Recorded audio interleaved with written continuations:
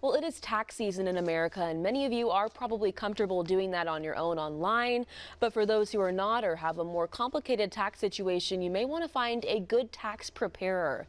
Amie Mitchell with the Better Business Bureau is here today to talk about all the things you need to know about. Amie, welcome, and thank you for being here. Thanks for having me. Absolutely. Well, I want to talk about you just have to know your credentials for people that you're going to hire. So how do you know you're getting the right person with the right training and background? Right, so you have to do your research. Ask if they're a CPA.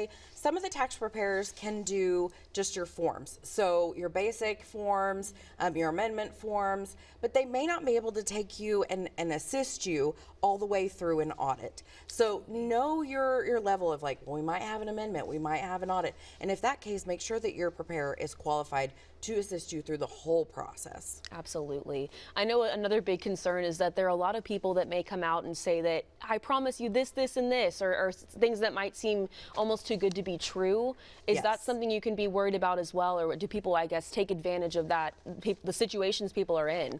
So I think what we're finding right now is that some companies will say, okay, your refund is $200. Just go to a different preparer. Ooh, your refund is $1,000, but we're going to give you an approved loan to start with. What happens is that a lot of these people, unfortunately, are working off commission base. So you get your loan, you're super excited, and then when you get your refund come in, it's a lot lower than you expected, and you might owe that loan back, or a lot of your fees might be taken by commission. Wow, another really interesting point and something I think a lot of people don't think about. You know, of course, we all trust our friends and family. Is that a good resource to lean on, is those people that have worked with people, and how can you know that you're getting the right person? Yeah, sure, absolutely. I always recommend friends and family. They've had this situation with the business already, so your first, one-on-one contact of somebody who's dealt with the business, that's great. But I do also recommend that you follow up and check with the Better Business Bureau. We've got reviews on companies, complaints. You can check their whole history, see if it's bad, good, in between. So just do the double check. We're online at bbb.org. It's super easy to look up a company, and it's one extra step.